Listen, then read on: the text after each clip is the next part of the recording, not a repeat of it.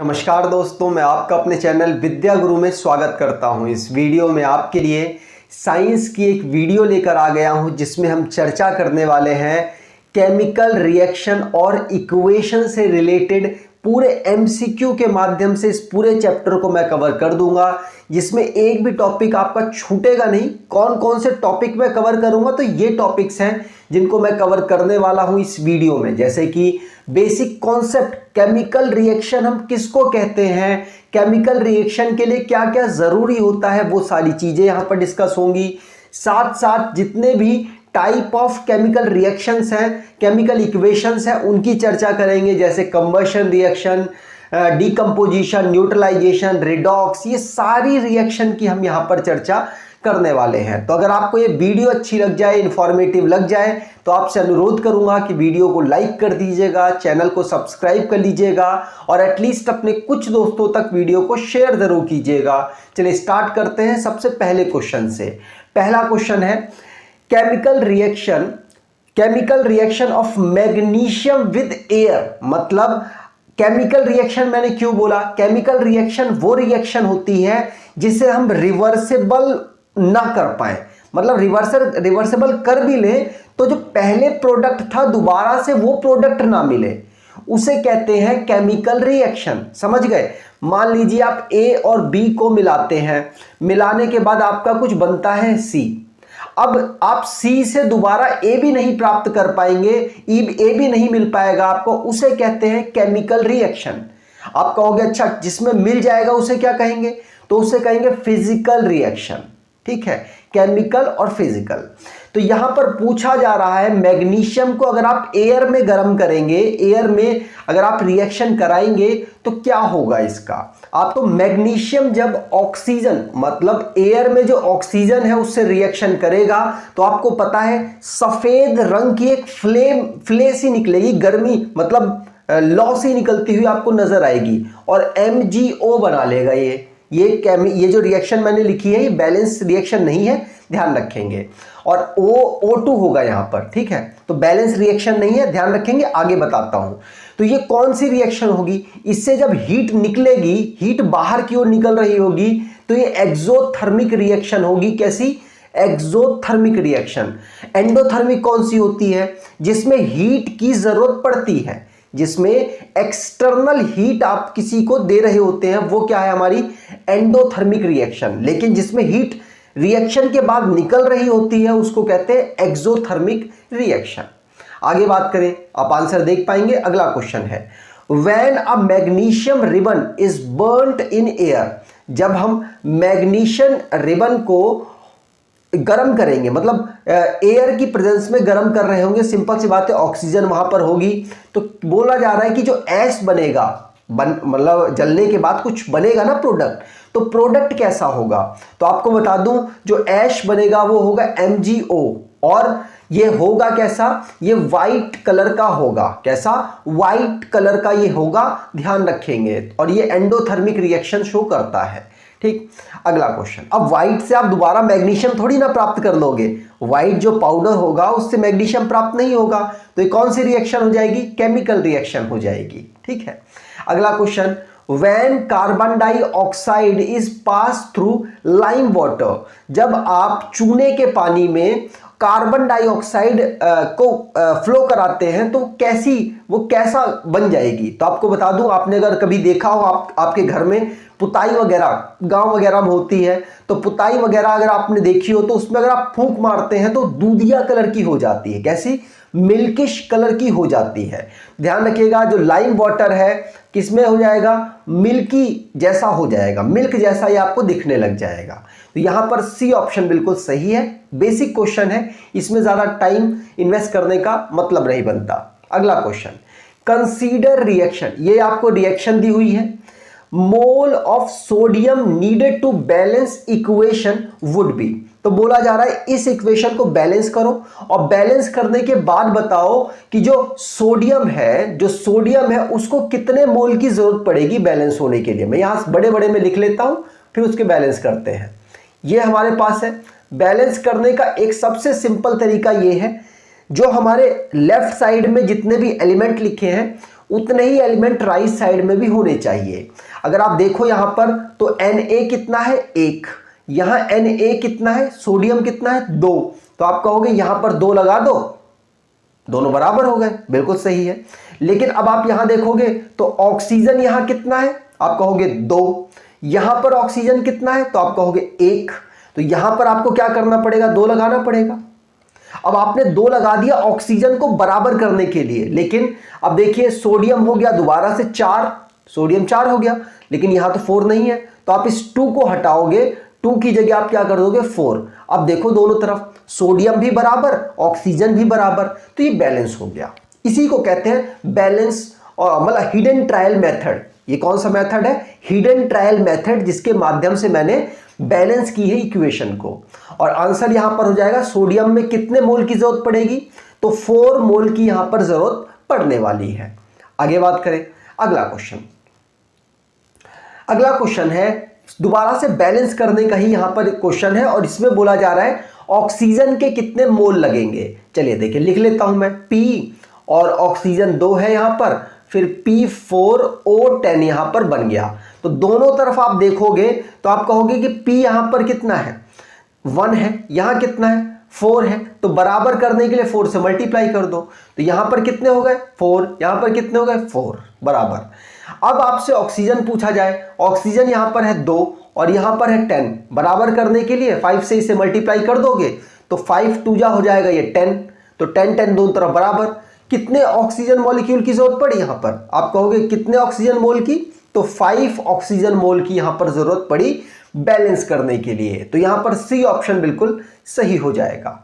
अगला question, the reaction in which 2 compound exchange their ion to form 2 new compound. देखिए, एक मेरे पास AB है और एक मेरे पास CD है, इन्होंने आपस में रिएक्शन करी, C ने क्या कर दिया, A से B ले लिया, C ने A से B ले लिया, और जो A है उसने C से D ले लिया। देखो दोनों ने एक दूसरे के आयंस को एक्सचेंज कर दिया। जब आयन को एक्सचेंज किया तो बोला जा रहा है ये कैसी रिएक्शन होगी, तो आपको बता दूं दोनों तरफ से एक्सचेंज किया जा रहा है, दोनों तरफ से एक दूसरे के आयंस को डिस्प्लेस किया जा रहा है, तो इसे कहेंगे डबल डिस्प्लेसमेंट रिएक्शन। कैसी, सी ऑप्शन यहां पर बिल्कुल सही। लेकिन अगर एक एलिमेंट या कंपाउंड का ट्रांसफर होता तो उसे कहते डिस्प्लेसमेंट रिएक्शन। याद रखेंगे दोनों में थोड़ा सा ही डिफरेंस है। डबल डिस्प्लेसमेंट में 2 आयंस का एक्सचेंज होगा, दूसरे वाले से पहले वाला लेगा, पहले वाले से दूसरे वाला लेगा, और डिस्प्लेसमेंट में सिर्फ एक जो ज्यादा रिएक्टिव होगा वो दूसरे वाले से उसके एलिमेंट या कंपाउंड ले लेगा, ठीक है, उसे कहते हैं डिस्प्लेसमेंट रिएक्शन। तो यहां पर सी ऑप्शन बिल्कुल सही होगा। उम्मीद कर रहा हूं आपको सारे क्वेश्चन समझ आ रहे होंगे, बहुत ही इजी वे में बताने की कोशिश कर रहा हूं। अगला question, which of the given statement is not a physical change. इनमें से कौन सा फिजिकल चेंज नहीं है, मतलब आपको केमिकल इक्वेशन पूछ रहा है कि इनमें से कौन सी केमिकल इक्वेशन है, तो जिसको आप रिवर्सिबल कर सकें वो आपका फिजिकल, जिसको आप रिवर्सिबल ना कर सकें वो आपका केमिकल। तो boil of water to vapour, water vapour, क्या आप वाटर वेपर से दोबारा वाटर बना सकते हैं? आप कहोगे बिल्कुल, एक कंटेनर में अगर रखें तो बन जाएगा, बिल्कुल। तो ये क्या हो जाएगा मेरा फिजिकल रिएक्शन। ये कौन सी होगी, physical reaction. Melting of ice give water, जब मेल्ट आप आइस को कर दे, आइस को पिघला दे, वाटर बन जाए, तो वाटर से दोबारा आइस बना सकते हैं? आप कहोगे बना सकते हैं, तो ये हो जाएगा हमारा फिजिकल। अगला, dissolution of salt in water, water में अगर आप नमक को मिला दें और क्या दोबारा से इनको अलग कर सकते हैं? तो आप कहोगे भाप बना के वाटर को हटा दूंगा, सॉल्ट मिल जाएगा मेरे पास, तो ये भी कैसी होगी मेरी, फिजिकल। लेकिन फोर्थ में अगर पढ़े, combustion of liquefied petroleum gas, जो आपके घर में LPG आती है, उसको जलाने के बाद दोबारा से आप अपने सिलेंडर में भर लेंगे गैस, दोबारा से आप जली हुई जो LPG है उसको दोबारा से भर लेंगे, नहीं भर पाएंगे। तो ये कैसे हो जाएगी मेरी केमिकल रिएक्शन। और यही आपसे पूछा जा रहा था कि कौन सी इसमें फिजिकल है, तो फिजिकल नहीं है, तो आंसर होगा डी ऑप्शन, यहां पर फिजिकल नहीं है, डी ऑप्शन यहां पर बिल्कुल सही हो जाएगा। अगला question, an element acts on expose to most air turn reddish brown, मतलब एक्स क्या है, अगर उसको एयर में रखा जाएगा तो कैसा हो जाएगा, रेडिश ब्राउन का हो जाएगा, ठीक है। A new compound form Y, अब वाई वो दोबारा वो बन जाता है, तो बोला जा रहा है वो सब्सटेंस कौन से होंगे, एक्स और वाई सब्सटेंस कौन से होंगे।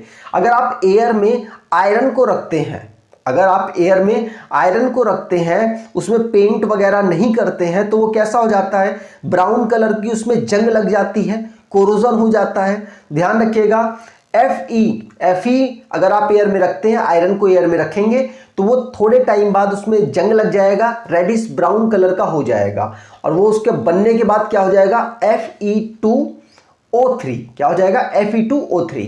तो यहां पर ए ऑप्शन बिल्कुल सही होगा, ठीक।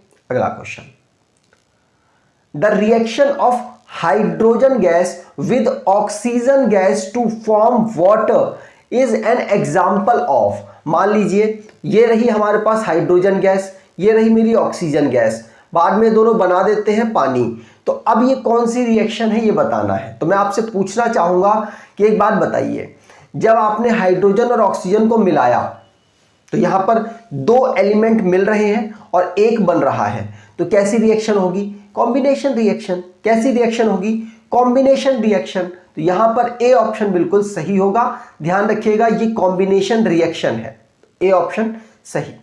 अगला क्वेश्चन, हाँ इसका उल्टा हो तो, मान लीजिए इक्वेशन मैंने लिखी थी, इसका उल्टा हो तो, अगर ऐसी रिएक्शन हो तो क्या होगा, वो होगा डिकम्पोजिशन रिएक्शन। अगला question, rancidity can be prevented by, मतलब जो बासीपन है, खाना जो बदबू देने लग जाता है, जो वसा और प्रोटीन होता है उस खाने, वो खाना जल्दी खराब हो जाता है, तो उसको खराब होने से बचाने के लिए आप क्या क्या कर सकते हैं। देखिए आप क्या कर सकते हैं, उसमें ऑक्सीडेंट, एंटीऑक्सीडेंट यूज कर सकते हैं, साथ साथ आप जो फूड है उसको स्टोर करेंगे ऐसी जगह पर, मतलब जिससे लाइट काफ़ी दूर रहे, लाइट दूर रहेगी तो उसमें वो जो खाना थोड़ा लंबा समय तक चल पाएगा। अगला, आप रेफ्रिजरेटर में, आपके यहाँ फ्रिज वगैरह होगा, आप खाने को वहाँ रख देंगे तो भी आपका खाना लंबे समय तक चलेगा। तो यहाँ पर ऑल ऑफ दीज आंसर यहाँ पर सही होगा, ठीक। अगला क्वेश्चन, यहाँ पर चार ऑप्शंस दे रखे हैं और चार ऑप्शंस में आपको पहचानना है कि इस इक्वेशन में क्या क्या हो रहा है। मैंने आपको डबल डिस्प्लेसमेंट रिएक्शन में ये चीज बताई थी कि दोनों तरफ से आयंस का एक्सचेंज होगा। अगर आप यहां पर देखें तो अमोनिया है, अमोनिया दूसरे से क्या कर रहा है, ऑक्सीजन को ले रहा है, दूसरे से ऑक्सीजन को ले रहा है, और ऑक्सीजन यहां क्या कर रहा है, हाइड्रोजन को ले रहा है। तो मतलब दोनों तरफ यहां पर एक्सचेंज हो रहा है आयंस का, तो ये कैसी हो जाएगी, डबल डिस्प्लेसमेंट। तो यहां पर ए ऑप्शन तो बिल्कुल सही पाया गया।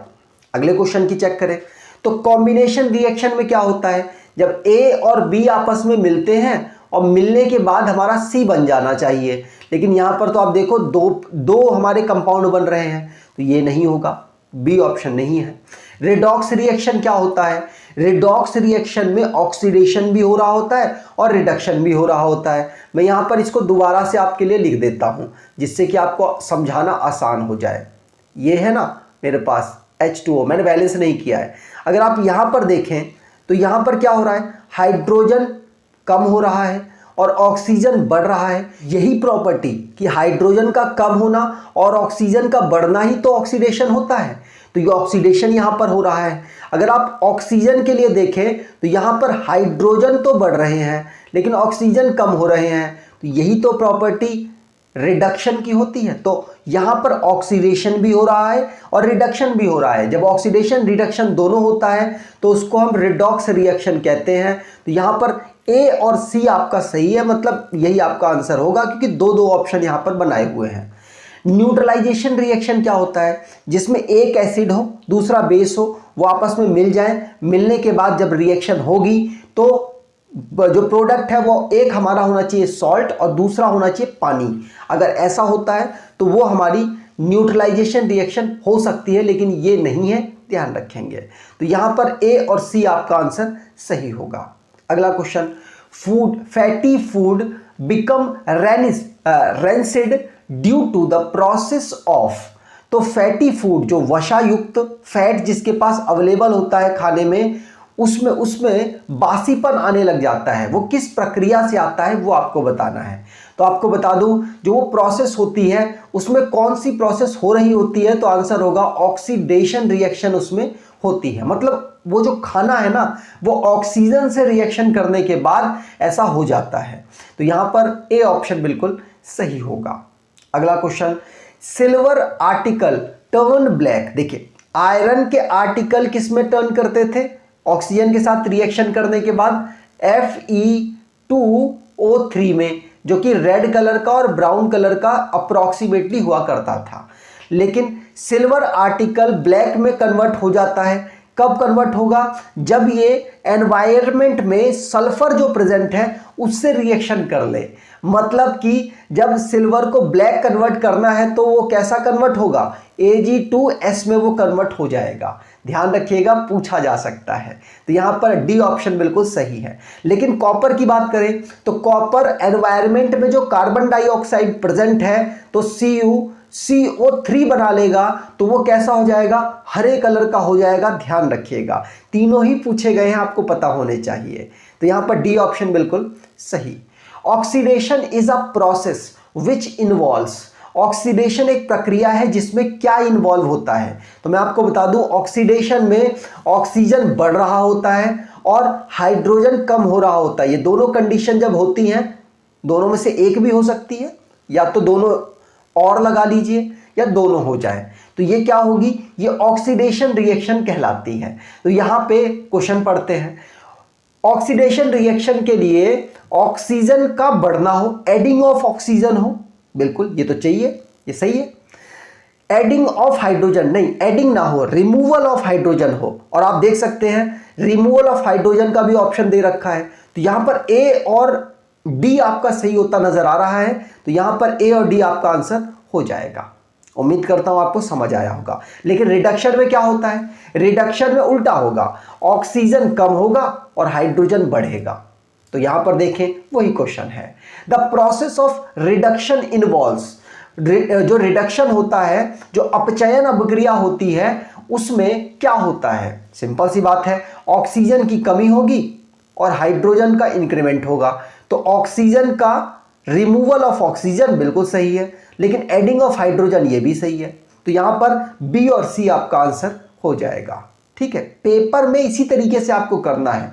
आपको ये नहीं करना है कि हमें ऑप्शन कौन सा दे रखा है, आपको पता होना चाहिए कि आपको कौन सा आंसर लगाना है, तभी आपके एग्जाम क्रैक होंगे प्रॉपरली।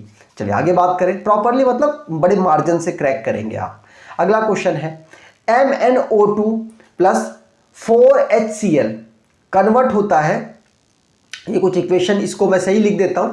MnO2 प्लस जो आपका HCl है, ये कन्वर्ट किस में होगा? तो ये कन्वर्ट होगा आपका H2O में, ठीक है, और उसके बाद MnCl में। इसमें Cl2 है यहां पर, ठीक है, इसमें बन गई ये इक्वेशन है। ध्यान दीजिएगा, यहां पर Mn होना चाहिए, ठीक है।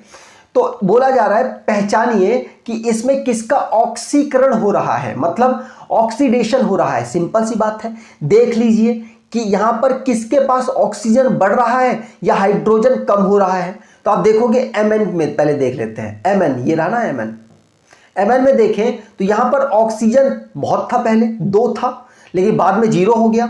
मतलब इसमें क्या हुआ? रिडक्शन हो रहा है। इसमें क्या हो रहा है? रिडक्शन हो रहा है। लेकिन अगर आप यहां पर देखें हाइड्रोजन को, तो हाइड्रोजन में पहले एक भी ऑक्सीजन नहीं था, बाद में क्या हुआ? ऑक्सीजन बढ़ गया। तो ऑक्सीजन जब बढ़ गया तो यहां पर हो गया ऑक्सीडेशन, मतलब HCl का यहां पर क्या हो गया? ऑक्सीडेशन हो गया। तो याद रखिएगा, इसी तरीके से आपको करना होता है पेपर में। बी ऑप्शन यहां पर बिल्कुल सही है। ठीक, अगला question, which of the following is an endothermic process? इनमें से कौन सा एंडोथर्मिक प्रोसेस है? एंडोथर्मिक का मतलब जिसको रिएक्शन होने के लिए हीट देनी पड़ती है, और वो याद रखिएगा एंडोथर्मिक होता है। तो इसमें जो डाइल्यूट जो सल्फ्यूरिक एसिड है, आप एक बार डाल के देखिए, सल्फ्यूरिक एसिड आपके गाड़ी की जो एसिड है उसमें मिल जाएगा। तो उसमें अगर आप जमीन में डालेंगे तो हीट निकलेगी, मतलब इवोल्यूशन होगा, हीट का इवोल्यूशन होगा। तो वो एक्सोथर्मिक रिएक्शन ये शो करेगा कैसा, एक्सोथर्मिक रिएक्शन शो करेगा।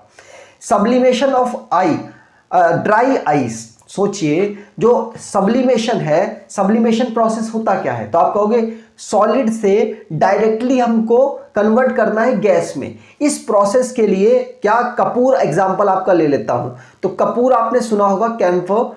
तो कपूर में अगर आप जानते हो, के लिख दिए, कपूर को जब आप इसको कन्वर्ट करते हैं किस में, जब इसको हीट देंगे तभी तो गैस में कन्वर्ट होगा, और इसी प्रोसेस को हम कहेंगे सब्लिमेशन प्रोसेस। इसका मतलब क्या होगा, सब्लिमेशन प्रोसेस में आपको हीट देनी पड़ेगी, मतलब ये एंडोथर्मिक रिएक्शन हो जाएगा। ध्यान रखेंगे तो यहां पर बी ऑप्शन आपका बिल्कुल सही होगा। अगले ऑप्शन की भी चर्चा कर सकते हैं, condensation of water vapour. Water vapour को आपको क्या करना है, कंडेंसेट करना है। कंडेंसेट करेंगे तो क्या होगा, वाटर वेपर से वाटर में कन्वर्जन होगा। आपको पता है कि वाटर को वाटर वेपर में कन्वर्ट करने के लिए हीट की जरूरत पड़ती है, लेकिन जब उल्टा करना होगा तो हीट इवॉल्व होगी, मतलब कि ये एक्सोथर्मिक रिएक्शन हो जाएगी। अगला क्वेश्चन है, रेस्पिरेशन जब हम करते हैं, सांस लेते हैं तो हमारी हीट निकलती है और तभी हमारा टेम्परेचर 37 डिग्री सेल्सियस के आसपास होता है। इसका मतलब है हमारी बॉडी में रेगुलर हीट निकल रही है, इसीलिए हमारी जो बॉडी है रेस्पिरेशन करती है तो एक्सोथर्मिक रिएक्शन वो कर रही होती है। आप उससे पहचान भी सकते हैं, केमिकल रिएक्शन भी दी हुई है इसमें। जैसे मैं लिखूं तो यहाँ पर लिख कर बताता हूँ, हमारे पास जब ग्लूकोज होता है और ऑक्सीजन हम गैसों के एक्सचेंज के माध्यम से ले लेते हैं तो क्या होता है, कार्बन डाइऑक्साइड बनता है, पानी बनता है और साथ साथ एनर्जी का फॉर्मेशन होता है। तो एनर्जी जब बन रही है इसका मतलब क्या है, ये एक्सोथर्मिक रिएक्शन है। आपका आंसर यहां पर बी ऑप्शन हो जाएगा, बी यहां पर एंडोथर्मिक रिएक्शन है। अगला question, select the oxidising agent. अब यहां पर ऑक्सीडाइजिंग एजेंट का मतलब है खुद तो वो रिड्यूस होगा लेकिन दूसरे वाले को ऑक्सीडाइज कराएगा। मतलब आपको यहां पर जैसे ऑक्सीडाइजिंग एजेंट मिल जाए तो आपको कौन सा ढूंढना होता है, किसका रिडक्शन हो रहा है, उसको ढूंढ लीजिए। तो आप यहां पर देखेंगे तो यहां पर क्या हो रहा है, तो यहां पर आप देखिए आयोडीन, इसको मैं काटता हूं, रुकिए आयोडीन को चेक करते हैं पहले। आयोडीन में अगर आप देखें तो आयोडीन में क्या हो रहा है, तो आप कहोगे हाइड्रोजन बढ़ रहा है। जब हाइड्रोजन बढ़ रहा है तो इसमें क्या हो रहा है, रिडक्शन। हमें रिडक्शन ही तो ढूंढना था। मतलब आयोडीन यहां पर किस तरीके से काम कर रहा है, ऑक्सीडाइजिंग एजेंट के रूप में काम कर रहा है। तो यहां पर ए ऑप्शन बिल्कुल सही। ऑक्सीडाइजिंग एजेंट कौन होता है, जिसका खुद का रिडक्शन हो, दूसरे का ऑक्सीडेशन करवाए। देखिए दूसरे का हो रहा है। यहां पर आप सल्फर को देखें तो पहले सल्फर के पास 2 हाइड्रोजन थे, बाद में उसके पास 0 रह गए, मतलब हाइड्रोजन की कमी हो गई तो क्या हुआ, ऑक्सीडेशन हो गया। मतलब ऑक्सीडाइजिंग एजेंट वो एजेंट होता है जो खुद तो ऑक्सीडाइज नहीं होगा, रिड्यूस होगा, लेकिन दूसरे को ऑक्सीडाइज करा देगा। ठीक है, ध्यान रखेंगे, पूछा जा सकता है। ए ऑप्शन यहां पर बिल्कुल सही होगा। अगला question, a substance added to food contain fats and oils is called. तो वसा और तेल युक्त भोजन में मिलाए जाने वाले पदार्थ को क्या कहते हैं। तो तेल और वसा में कौन सा पदार्थ हम मिलाते हैं, तो आपको बता दूं उसमें हम किस पदार्थ की मिलाने की बात कर रहे हैं, तो उसमें हम एंटी ऑक्सीडाइजिंग एजेंट मिलाते हैं जिससे कि वो खाना लंबे समय तक चले। तो इसीलिए आपको ध्यान रखना है, यहां पर डी ऑप्शन बिल्कुल सही होगा। अगला क्वेश्चन, ये आपको इक्वेशन दी हुई है, इस इक्वेशन में आपको बताना है कौन सी इक्वेशन है। आप खुद सोचिए, Fe बेचारा अकेले है, बाद में Fe के पास Cl आ जाता है। Cl कहां से आता है, दूसरे वाले से। तो यहां पे सिर्फ एक ही एलिमेंट या कंपाउंड का एक्सचेंज हो रहा है। जब एक ही का एक्सचेंज होगा तो उसे क्या मैंने आपको बताया था, आप कहोगे डिस्प्लेसमेंट रिएक्शन आपने बताई थी। तो यहां पर सिर्फ और सिर्फ ये डिस्प्लेसमेंट रिएक्शन हो रही है। डी ऑप्शन यहां पर बिल्कुल सही होगा। ध्यान रखेंगे, कॉम्बिनेशन रिएक्शन ये होती है, ए और बी जब आपस में मिलेंगे तो सी बन जाएगा। डबल डिस्प्लेसमेंट क्या होती है, A B plus C D है। तो क्या होगा, ए के पास आ जाएगा डी और सी के पास आ जाएगा बी। इस तरीके से होता है डबल डिस्प्लेसमेंट में। डीकंपोजिशन में क्या होता है, डीकंपोजिशन में ए बी हो रहा हो, जैसे मान लीजिए सी है मेरे पास, जब सी है तो सी किस में टूट जाएगा, ए और बी अलग अलग में टूट जाएगा। ये है मेरी चारों की चारों इक्वेशंस, लेकिन यहां पर आंसर डी ऑप्शन बिल्कुल सही होगा। अब ये आपके लिए क्वेश्चन है, अगर आप यहां तक वीडियो को देखकर आए हैं तो आप इसको आराम से सॉल्व कर सकते हैं। तो आपके लिए क्वेश्चन है जिसमें आपको आइडेंटिफाई करना है एक्स वाई जेड को, आपको सिर्फ बैलेंस करना है। इस इक्वेशन को बैलेंस करके आपको आंसर मिल जाएगा। आप कमेंट बॉक्स में इस आंसर को जरूर बताइएगा। अगर आपको ये वीडियो अच्छी लगी है, इंफॉर्मेटिव लगी है, तो आपसे अनुरोध करूंगा वीडियो को लाइक कर दीजिएगा, चैनल को सब्सक्राइब कर लीजिएगा और एटलीस्ट अपने कुछ दोस्तों तक वीडियो को शेयर जरूर कीजिएगा। धन्यवाद।